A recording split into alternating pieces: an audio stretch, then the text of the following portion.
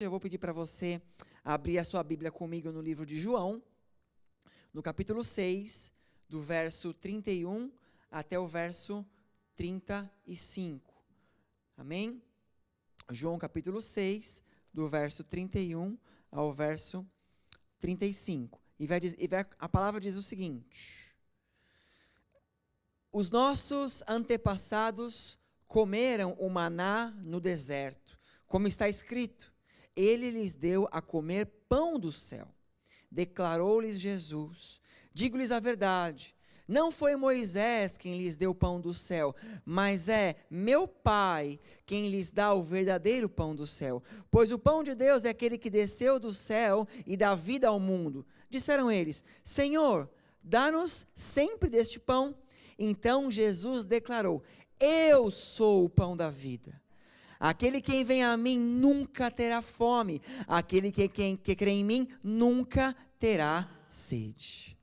Amém? Palavra abençoada essa, né? Deus é bom. Eu quero começar contando uma história que eu ouvi a respeito de um homem que ele era muito bom em fazer pães. Ele era um homem que fazia pães e os familiares dele, quando comia o pão dele, falavam assim para ele: nossa, né? O seu pão é muito bom, você faz muito bem pães. Por que você não, sei lá, comercializa, vende para os vizinhos e tal? E ele gostou da ideia, ele começou a fazer pães e começou a vender para os vizinhos. E os vizinhos, então, começaram a comer e viram que o pão dele era muito bom. Então, cada vez mais eles iam na casa dele e pediam: oh, faz esse pão, faz aquele pão e tal. E quando menos ele esperou, passa um tempo, este homem, ele percebeu que ele precisava, então, expandir. Aquele negócio do pão tinha virado um negócio. Então, atravessando a rua da casa dele, ele comprou alugou um lugar, um espaço e montou, então, uma padaria.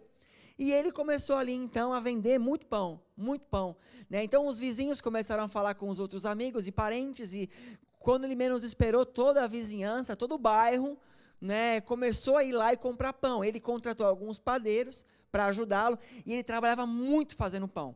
Passa um tempo, as pessoas que eram amigos dele e parentes dele começam a perceber que ele estava emagrecendo, ele estava ficando magro, né, ele estava ficando com uma aparência de doente. E as pessoas falam assim: nossa, você está com algum problema? Está acontecendo alguma coisa? Né, por que você está com essa aparência? Ele: não, é porque eu estou trabalhando tanto. Eu tenho que fazer pães para as pessoas vêm buscando pão, e eu não tenho tempo para comer. Eu não consigo comer, não consigo parar para comer, porque eu estou trabalhando demais. Né? Então, o ponto é o seguinte, a gente vê, ele tinha toda a comida que ele pudesse comer, só que os afazeres dele roubavam o tempo dele para ele se alimentar. E por que eu estou dizendo isso? Porque, de certa forma, nos entregue, através da palavra, através do Senhor, todo o alimento que a gente precisa para a nossa vida. Só que, devido aos nossos muitos afazeres, muitas vezes, nós não nos alimentamos.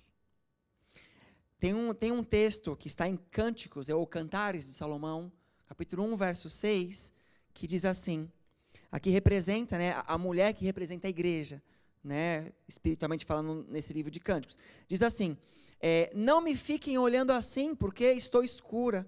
Foi o sol que me queimou a pele. Os filhos da minha mãe zangaram-se comigo e me fizeram tomar conta das vinhas.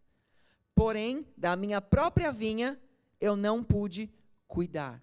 Aqui fala de uma mulher que ela começa a fazer os afazeres ou resolver o problema de todo mundo. Só que o dela em si, ela não consegue fazer. Sabe, nós temos que lembrar uma coisa.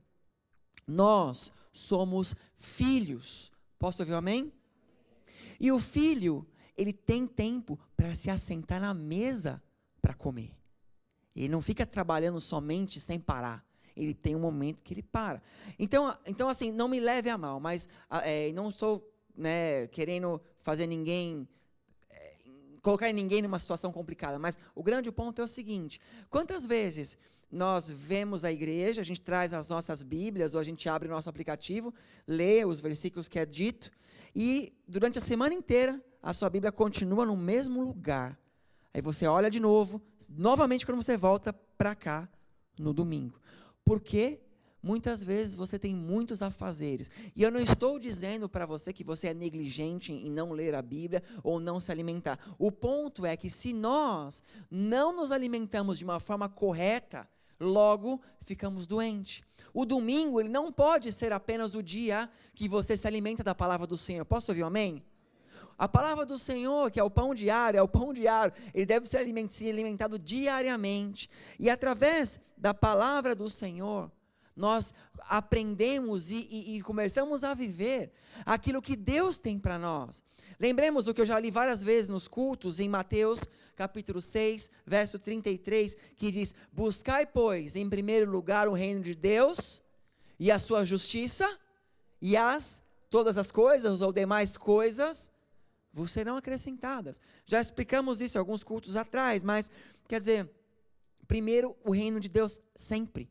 Primeiro o reino de Deus, independente do seu trabalho, dos seus filhos, da sua casa, Deus está em primeiro lugar. E quando eu digo Deus está em primeiro lugar, não quero dizer assim, largue seus filhos e sua família e venha no culto. Deus em primeiro lugar é assim, eu acordo pela manhã, minha prioridade é agradecer a Deus pelo meu dia, mesmo sem ele ter começado ainda. A minha prioridade é, eu preciso dar prioridade para o Senhor, nem que seja um tempo do meu dia, de eu sentar e eu me alimentar. Eu preciso disso. Eu preciso me alimentar. Se eu não me alimentar de Deus, quem vai me alimentar é o mundo. E quando o mundo me alimenta, então eu começo a viver a vontade do mundo e não mais a vontade do meu Pai. E isso é algo muito sério nos dias de hoje, porque eu percebo que muitas vezes, muitas pessoas, elas acabam deixando se alimentar muito pelo mundo, e é óbvio que nós temos que entender como o mundo vai, e quais são as direções que governos e autoridades tomam, porque todas elas influenciam as nossas vidas, isso é muito sério. Porém, a maior autoridade que tem é o Senhor Jesus nas nossas vidas. É o nosso Pai que está sobre nós. É o Espírito Santo de Deus que está sobre nós. Então eu preciso saber, em primeiro lugar, o que são as coisas que eles pensam a meu respeito. E quais são as coisas que eles querem para mim. Posso ouvir um amém? Isso é extremamente importante. Agora, nós vemos aqui algo importantíssimo. Em Mateus, no capítulo 14, a partir do verso 22, abrem aí, nós vamos ler aqui algo que aconteceu logo depois da multiplicação dos peixes, né? Jesus, ele acaba de fazer um sermão para muitas pessoas, né? E aí então os discípulos falam, eles estão com fome, né? Lembram? E aí um menino tinha 5 pães e 2 peixinhos, e tem a multiplicação. Depois que passa tudo isso, acaba este momento, olha o que a palavra de Deus vai dizer. Ela diz assim: logo em seguida, Jesus insistiu com os discípulos para entrarem no barco e fossem adiante dele para o outro lado, enquanto ele despedia da multidão. Tendo despedido a multidão, subiu Jesus, no caso, obviamente, sozinho a um monte para orar. Ao anoitecer, ele estava ali sozinho. Você vê, Jesus, ele dá uma maneira de ficar sozinho. Ele manda os discípulos, vão lá para o outro lado, e eu vou subir no monte, e ele vai, então, orar. E aí, continuando no verso 25, fala assim: alta madrugada, Jesus dirigiu-se a eles andando sobre o mar. Então, na alta madrugada, Jesus, ele retorna a aparecer para eles. O que nós lemos aqui, essa versão é NVI. Na versão Almeida Corrigida e Fiel, está assim: mas à 4ª vigília da noite, dirigiu-se Jesus para eles, andando por cima do mar. Fala que na 4ª vigília da noite. O que é a 4ª vigília da noite? Das 6 às 9 é a primeira vigília. Das 9 à meia-noite, a segunda vigília. Da meia-noite às 3, a terceira vigília. Das 3 às 6, a 4ª vigília. Então, mais ou menos às 3 da manhã, por aí, na 4ª vigília, Jesus apareceu andando sobre as águas. Quer dizer, Jesus, ele ficou então ali, pelo menos, 6 horas, orando. Ou pelo menos, né? Mais que isso, é isso? É isso mesmo. Ele ficou, é isso aí. Ele ficou, né, das 6 da tarde até as 3 da manhã, orando, buscando a Deus. Aí eu pergunto para você que me ouve hoje, por que Jesus tinha tanta necessidade de orar e buscar ao Pai, e nós não temos essa necessidade? Por que os discípulos tinham tanta necessidade de estar diante do Pai, e também nós temos uma dificuldade de abrir a nossa Bíblia, ou de orar mais do que 5 minutos. Nós às vezes oramos 5 minutos e já acha que, né, já cumprimos a nossa oração do dia. E não entenda, eu não quero te colocar novamente numa situação de cheque, questionar a sua fé. Não estou fazendo isso, amém? O que eu estou te levando hoje é nós juntos, porque eu estou me incluindo nisso, amém? Nós juntos entrarmos numa reflexão de o quanto eu preciso de Deus e quanto eu estou entregando para Ele.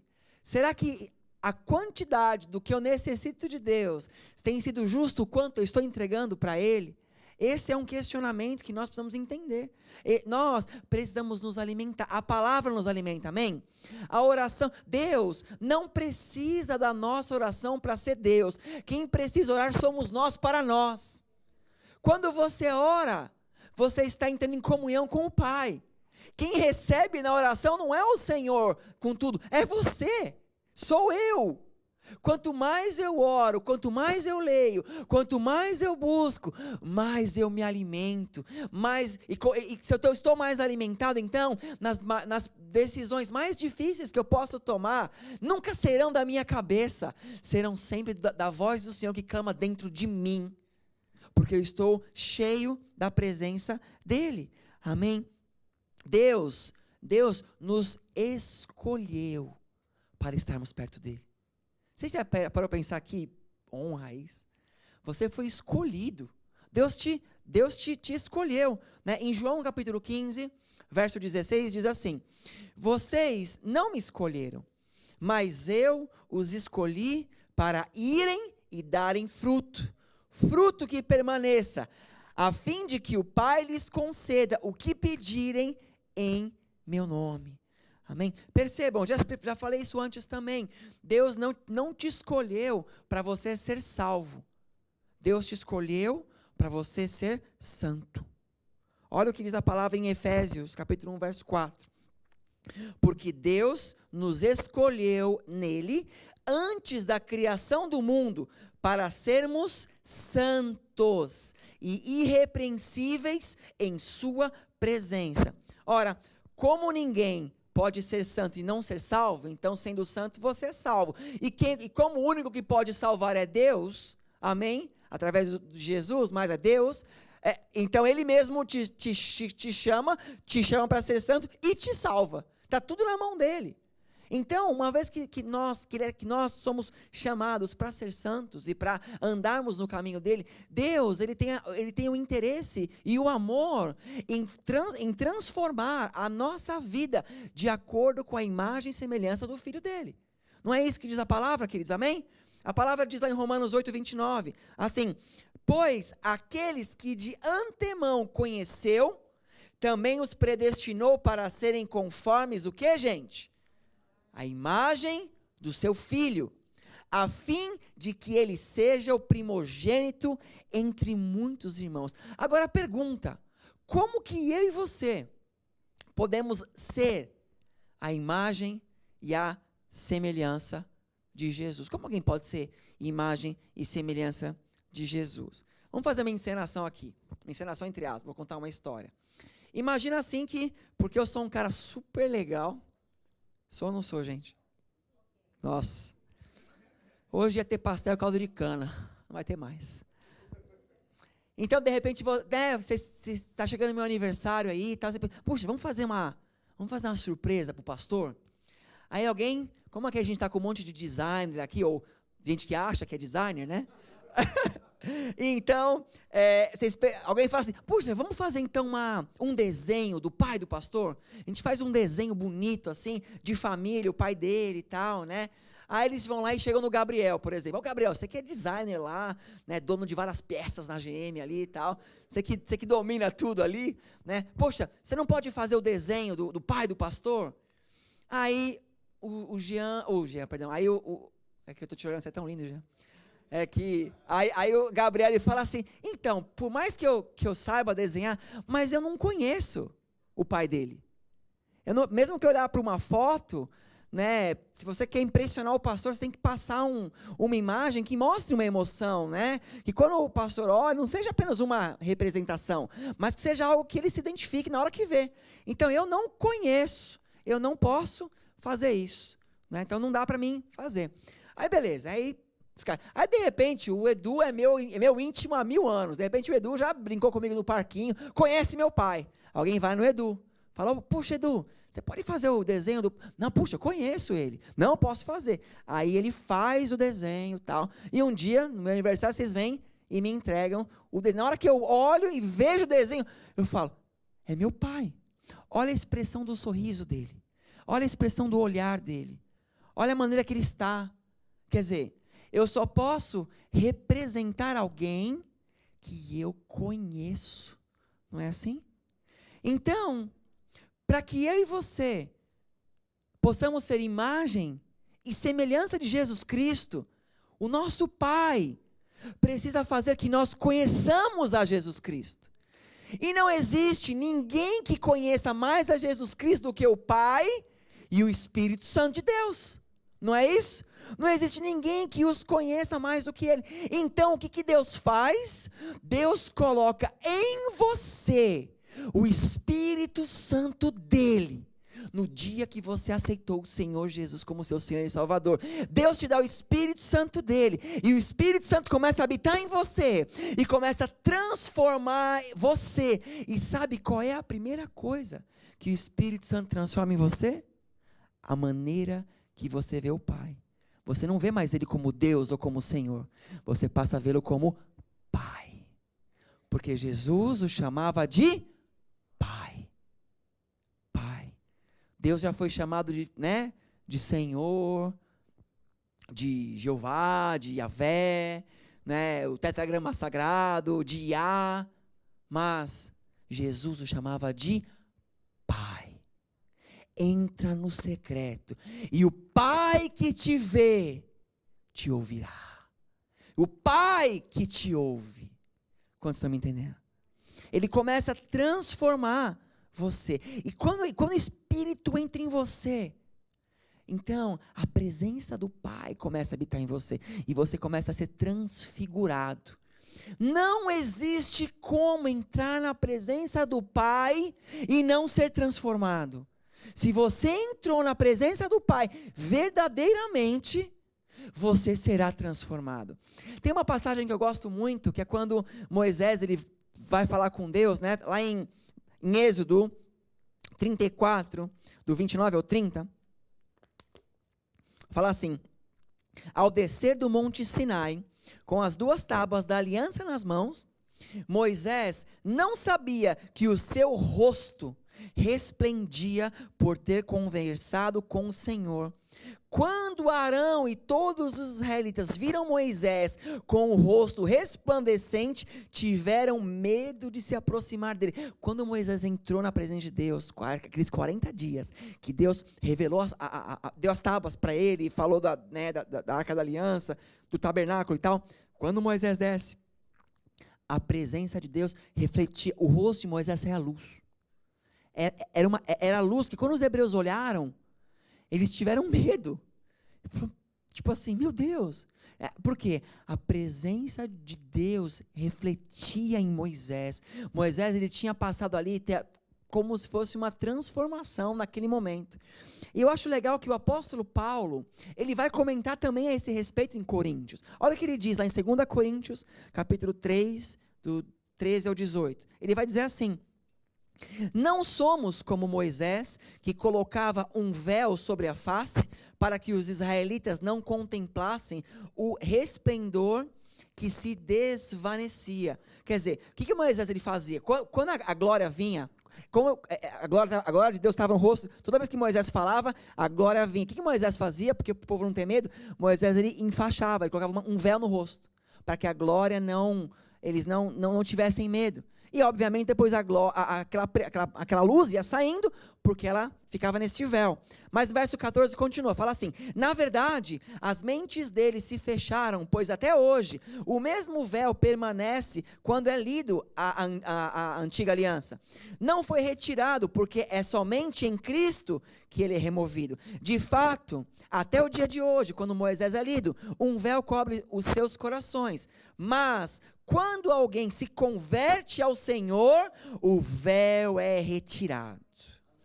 Aí ele continua: ora, o Senhor é o Espírito, e onde está o Espírito do Senhor, ali há liberdade. E todos nós, que com a face descoberta, contemplamos a glória do Senhor, segundo a sua imagem, estamos sendo transformados com glória cada vez maior, a qual vem do Senhor, que é o Espírito.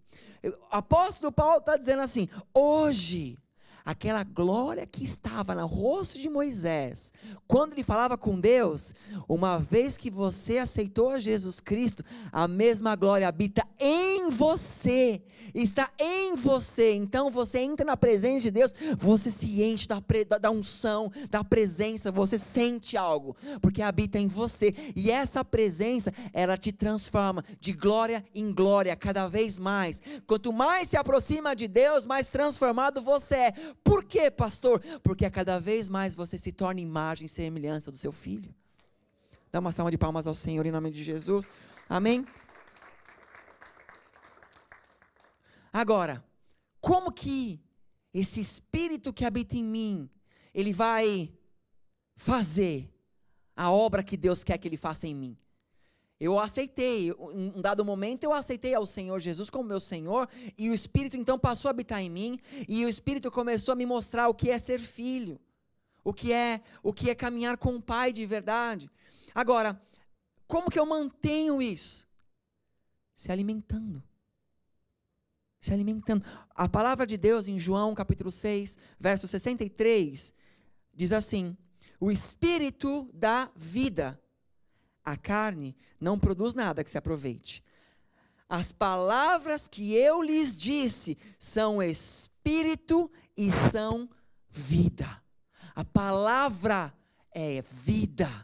O que Deus nos revela é vida. E percebam que Jesus, quando você estuda a fundo o Evangelho, você vai ver que praticamente, se não forem em todas, mas quase em todas, ou 90%, né? Não vou falar 100% porque eu posso estar errando, mas a grande maioria das vezes, sempre que Jesus é questionado, afrontado, Satanás vem, ele sempre usa a palavra. Ele traz a palavra, porque contra a palavra não há argumento, porque a palavra vem do Senhor. Amém? Quantos se lembram, eu não vou ler para não ficar muito comprido, mas quantos se lembram daquela passagem? Depois você acompanha na sua casa, vai contar ali em Lucas, no capítulo 24, do 13 ao 35, não vou ler, mas conta daquele momento dos discípulos que estavam voltando para Emaús, né? Jesus havia morrido, haviam passado 3 dias, Jesus havia dito que ia ressuscitar no 3º dia, havia alguns discípulos, a Bíblia fala que um deles se chamava Cleofas, se eu não me engano, o outro não fala o nome, e diz que esses discípulos ficaram ali esperando Jesus ressuscitar, e aí eles foram embora, voltaram para Emaús, estavam voltando para Emaús, que era um lugar bem distante de Jerusalém. E agora, você assim, para e pensa, geralmente, quando Jesus ele desafiava alguém para segui-lo, o que Jesus falava? Ele falava assim: deixa tudo e me segue. Então, imagina esses caras de Emaús, vamos pensar um pouquinho, eles provavelmente deixaram tudo para seguir Jesus, e começaram a seguir Jesus, muito embora Jesus havia dito que iria ressuscitar ao 3º dia, né? Eles ali, talvez, depois do 3º dia, viu que, né, ou chegando ali no 3º dia, ou perto, viram que ele não ressuscitou, né? Eles foram embora, mas é engraçado a história que diz que eles ouviram dizer que outros discípulos tinham dito que ele tinha ressuscitado, só que Jesus não tinha aparecido para eles, então o coração deles estava triste, eles estavam entristecidos, e aí indo embora, falando, né, caramba, imagina, vou chegar em casa, larguei minha mulher, larguei meus filhos, larguei meu emprego, deixei tudo para trás, seguindo Jesus, assim, eu achava que ele seria o libertador de Israel. Eles tinham essa ideia, né, que Jesus ia ser o libertador de Israel, quando Jesus era libertador do mundo, né? Enfim, mas eles estavam ali pensando, e agora? Reclamando e tal. E aí, como você conhece, Jesus aparece para eles. Só que eles não reconheceram Jesus. Jesus não estava com a mesma fisionomia, talvez que eles conhecessem. Eles estavam tristes, e quando você está triste, muitas vezes você fica cego para as coisas. Você fica, o seu sentimento te alimenta da tristeza. Então Jesus, ele chega ali para eles e fala assim, nossa, mas o que vocês estão falando aí? O que vocês estão reclamando? E aí um dos caras dá uma dura em Jesus ainda. Ele fala assim, será que você é o único que vem de Jerusalém e não sabe o que está acontecendo? Você estava onde, rapaz? Você não sabe o que está acontecendo, não? Né? E aí começam a falar para Jesus. Eu vou ler só um pedacinho. Lucas 24, do 25 ao 27. Olha só, Jesus fala assim, Jesus lhes disse, e ele lhes disse, como vocês custam a entender e como demoram a crer em tudo que os profetas falaram. Quer dizer, na hora que eles falam, Jesus não ressuscitou e tal, não sei o quê, Jesus fala assim, caramba, gente, vocês demoram demais para entender as coisas. Vocês demoram demais para compreender tudo que, né, tem sido falado. Verso 26. Não, olha o que Jesus diz. Não devia o Cristo sofrer todas essas coisas para entrar na sua glória? Verso 27, importante. E começando por Moisés e todos os profetas. Explicou-lhes que constava a respeito dele em toda a Escritura. O que Jesus faz? Jesus, o resto do caminho, ele não fica ali consolando, não, Deus é bom. Ele vai lendo a palavra, de Moisés até ele, mostrando tudo o que ia acontecer.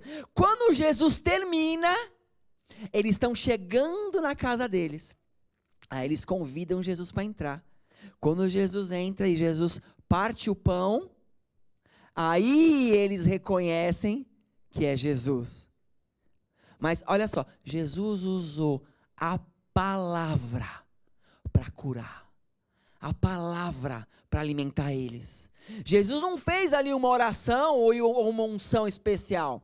Jesus usou a palavra para alimentar. Por que Jesus fez isso? Porque Jesus se alimentava na palavra. Ele é a palavra, mas se alimentava na palavra. E ele orava, e ele buscava, e ele clamava, e ele entrava na presença do Pai. Então nós temos que entender, queridos, né, hoje, que a palavra, ela tem que ser algo para mim, para você, que nós temos que nos alimentar dela. E não interessa onde você esteja, onde você mora, os seus problemas, você tem que se alimentar da palavra, porque a palavra revela quem é o seu Criador. Revela quem você é, revela quem é Jesus. Quanto mais você se aproxima da palavra, mais próximo de Jesus você fica, e mais unção, o Espírito que está em você manifesta sobre a sua vida. É assim que é a palavra. Agora perceba, a escritura revela aquilo que transforma a sua vida. O título que Jesus dá a Deus é Pai.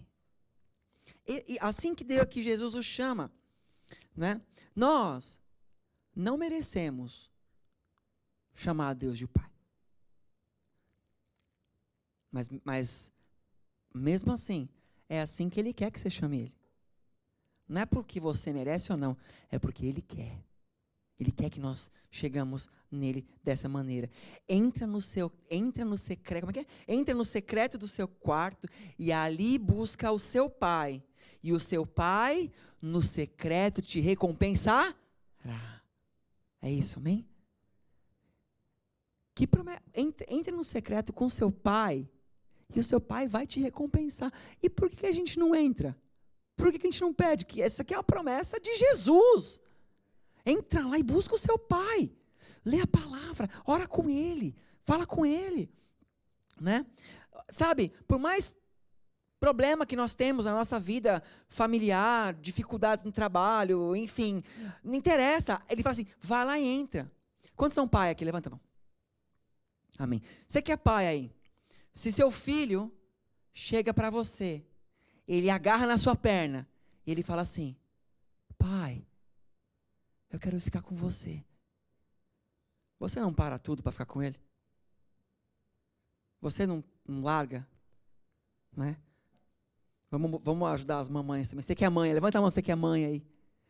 Se seu filho chega ali e fala assim, mãe, eu quero ficar com você. Mãe, ela agarra ali, mãe, por favor, né? Por mais que você está atarefado, você vai dar você não vai chutar, sai, larga.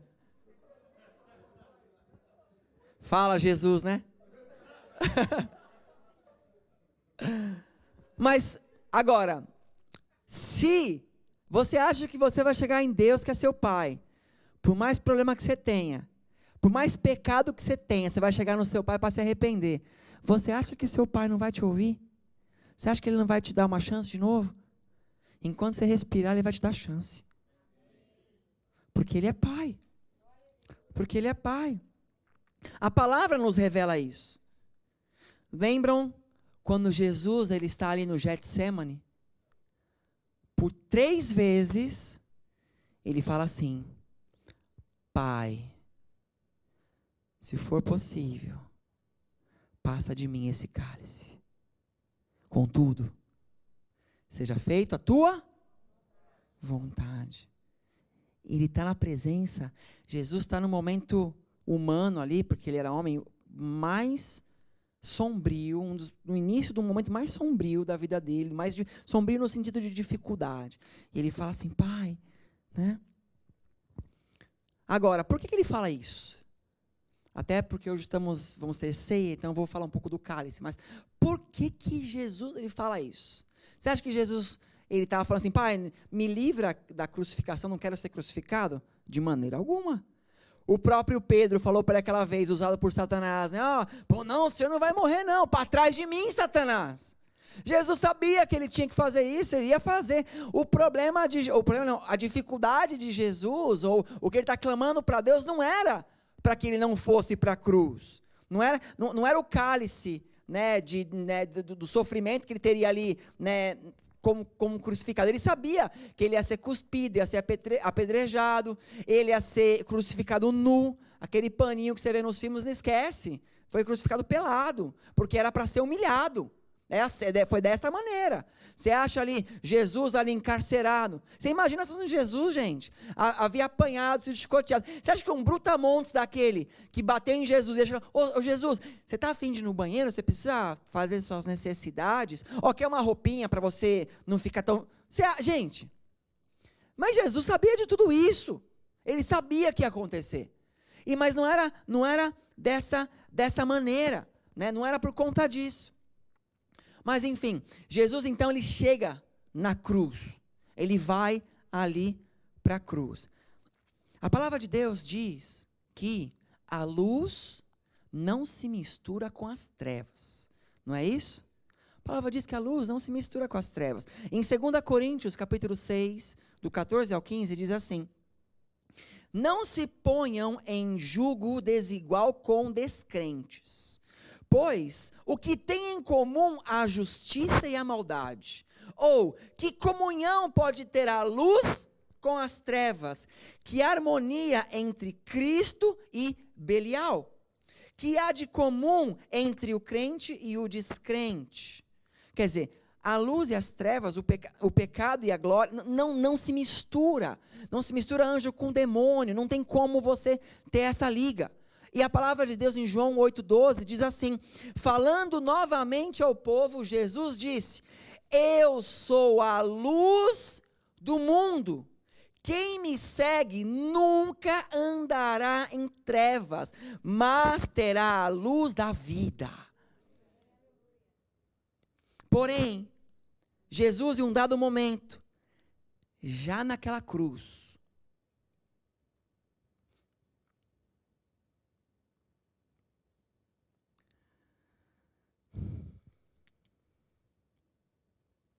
ele se fez trevas por nós.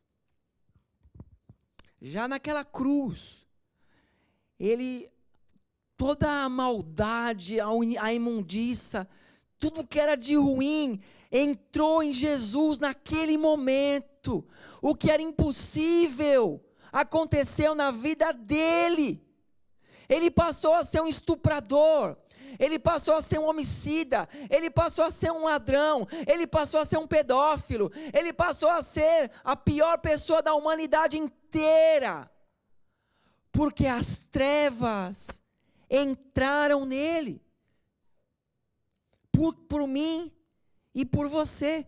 Em Gálatas capítulo 3, verso 13, diz assim: Cristo nos redimiu da maldição da lei, quando se tornou maldição em nosso lugar. Pois está escrito: maldito todo aquele que for pendurado num madeiro. Ele se fez maldito, entenda, o hebreu, naquela época, quando alguém tinha um crime, alguma coisa que talvez iria até ser penalizado de morte, ele era apedrejado, adúltero, ladrão, cortava a mão, era apedrejado. Só ia para a cruz aquele que eles entendiam que era maldito, que era contra a lei de Deus. Jesus foi colocado num lugar que não era para ele estar, mas nós éramos para estar ali, nós deveríamos estar ali. E ele foi feito maldito. E como nós sabemos que a luz não combina com as trevas, enquanto Jesus estava luz, ele tinha comunhão com a luz, que é o Pai. Mas na hora que ele virou trevas, Deus continuou sendo luz, mas Jesus passou a ser trevas, e Deus já não mais olhou para Jesus. E Jesus então tomou um cálice, chamado cálice do sofrimento, ou cálice da ira do Senhor, que é o cálice que separa o homem de Deus.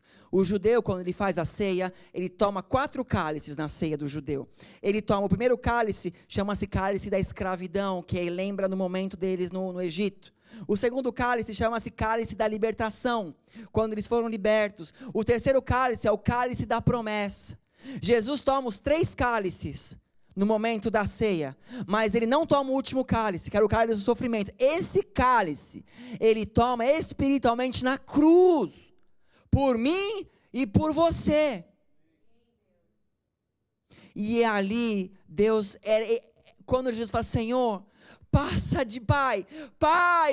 de mim esse cálice, porque eu suporto tudo, mas eu não suporto ficar longe de ti nem um segundo.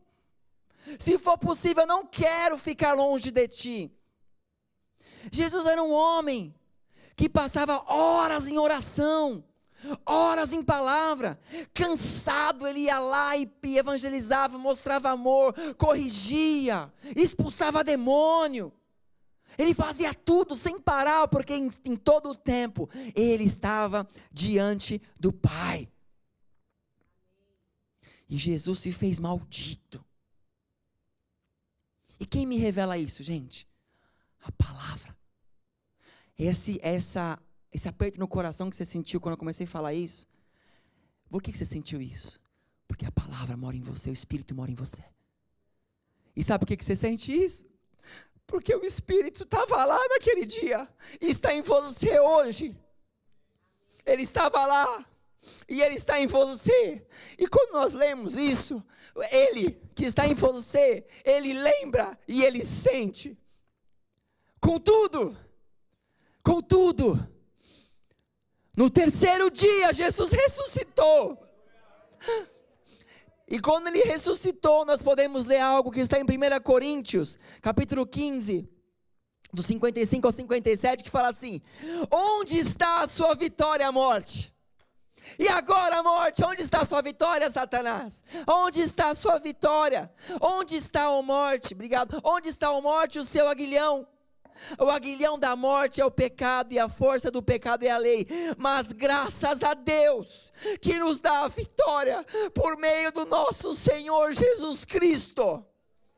Dá uma salva de palmas ao Senhor.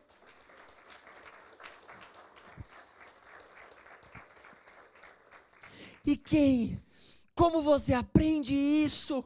Como você sente isso? Pela palavra, pela comunhão. Não importa o que acontece na minha vida pessoal, profissional, eu nunca deixo de falar com meu pai, mesmo que for para reclamar, mas eu nunca deixo, porque é Ele que me alimenta, Ele que me dá força, Ele que te dá força. Onde quer que você esteja, Ele habita com você. E se você o clama, Ele fala no seu coração, porque Ele já mora em você. Ele já mora em você. O amor dele venceu a morte. O amor dele venceu a morte. E louvado seja o nome do Senhor por isso. E nós negociamos nosso tempo, ao invés de você buscar Deus quando você pode. Nós negociamos um tempo de ler a palavra, de sentar ali um pouquinho de tempo, falar: Senhor, olha, eu vou dedicar esse meu tempo agora, eu quero ler a sua palavra. Eu sei que às vezes é desafiador por tantas coisas, a nossa vida é tão sobrecarregada, né, com trabalho, filhos, é tanto desafio. Eu entendo, só que existe um espírito que está em você, que é do Pai. Ele precisa que você se alimente, para que quando chegar o dia mau, você possa resistir. Porque quer queira eu ou você, não, esse dia chegará.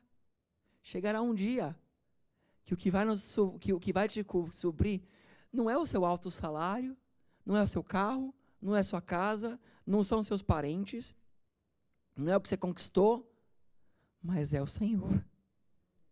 E se eu estiver firme, se eu estiver bem alimentado, eu vou olhar para aquela situação e ainda vou continuar crendo. E se eu tiver que morrer como mártir pelo meu Senhor, eu vou feliz, porque eu vou para o meu Pai. Eu vou sentar na mesa do Pai, e eu sei que o Pai me aguarda, e assim como eu sei que o Pai também te aguarda. Amém? A palavra nos alimenta, em nome de Jesus. Por isso, que em João capítulo 6, verso 35, está escrito: então Jesus declarou: eu sou o pão da vida, aquele que vem a mim nunca terá fome, aquele que crê em mim nunca terá sede. Posso dar uma salva de palmas ao Senhor em nome de Jesus?